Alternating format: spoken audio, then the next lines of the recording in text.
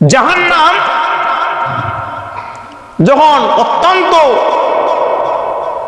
জ্বালাময় হয়ে যায় তখন জাহান্নাম বলে, আল্লাহ আমি মাঝে মধ্যে একটু শ্বাস ছাড়তে চাই, নিঃশ্বাস ছাড়তে চাই। আল্লাহ তাআলা জাহান্নামকে সব সময় নিঃশ্বাস ফেলার অনুমতি দেন না। একটা শ্বাস বের করতে চান, নিঃশ্বাস ছাড়তে চান, জাহান্নাম আল্লাহর কাছে বলে, আল্লাহ আপনি অনুমতি দিলে একটু নিঃশ্বাস ছাড়তাম।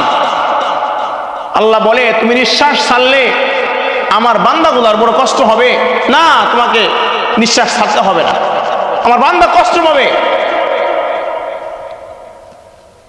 জাহান্নাম ডেকে ডেকে বলে, মালিক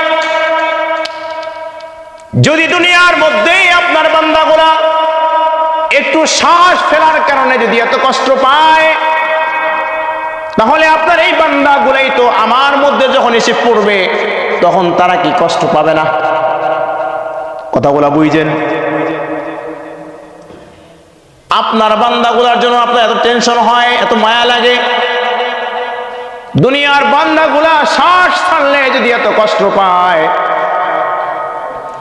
আর যখন আপনার বান্দাগুলা আমি জাহান্নামের মধ্যে নিক্ষেপিত হবে, আমি জাহান্নামের মধ্যে যখন তারা জ্বলবে, জ্বলতে জ্বলতে কয়লার ন্যায় কালো হয়ে যাবে, তখন কি আপনার মায়া লাগবে না?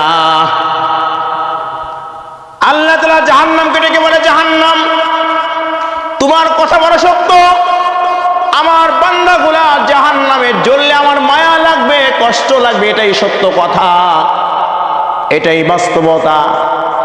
কিন্তু দুনিয়ার মধ্যে তো আমার বান্দাগুলা চাইলে মৃত্যুর আগ পর্যন্ত যে কোনো সময় যদি আমি আল্লাহর দরবারে ক্ষমা চায়, মাফ চায়, আমি আল্লাহ তো তার জিন্দেগির সমস্ত গুনাহ খাতা মাফ করে দিয়া তাকে জান্নাতবাসী করে দিতে পারি।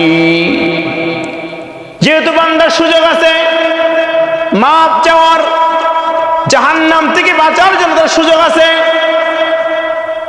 এই জন্য আমি চাই না যে আমার বান্দাগুলা দুনিয়ার মধ্যে কষ্ট পাক। জাহান্নাম তুমি শ্বাস ছাড়িও না, নিঃশ্বাস ফেলো না, আমার বান্দা বান্দির গুলা কষ্ট হবে।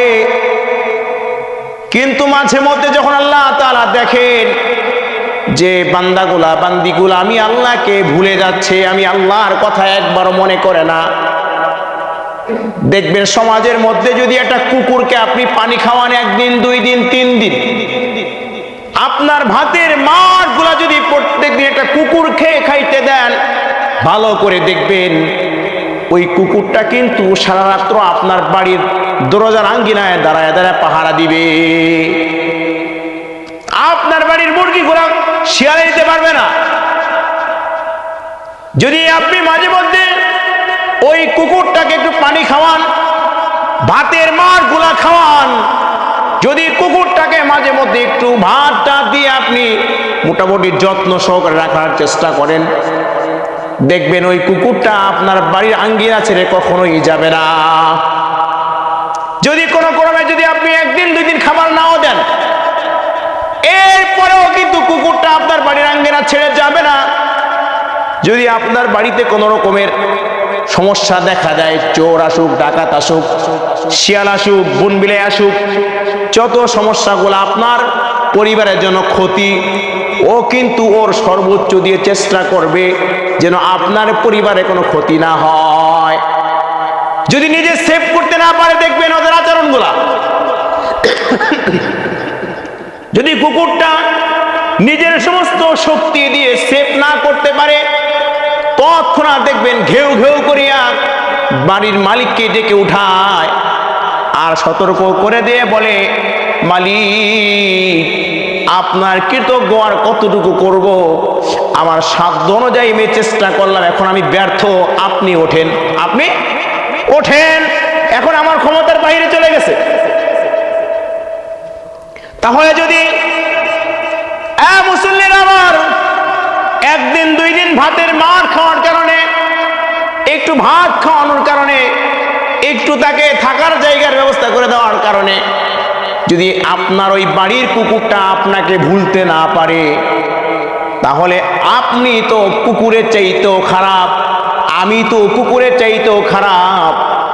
যে মালিক আমাকে আপনাকে শুধু থাকার জায়গা নয়, শুধু খাবারের ব্যবস্থা নয়, আমি আপনি দুনিয়ার ময়দানে আসার আগ থেকে মাতৃগর্ভে থাকাকালীন সময় থেকে নিয়ে মৃত্যু পর্যন্ত আমার যা প্রয়োজন, আপনার যা প্রয়োজন, আল্লাহ তাআলা নিজ জিম্মায় সব কিছু ব্যবস্থা করে রেখেছেন।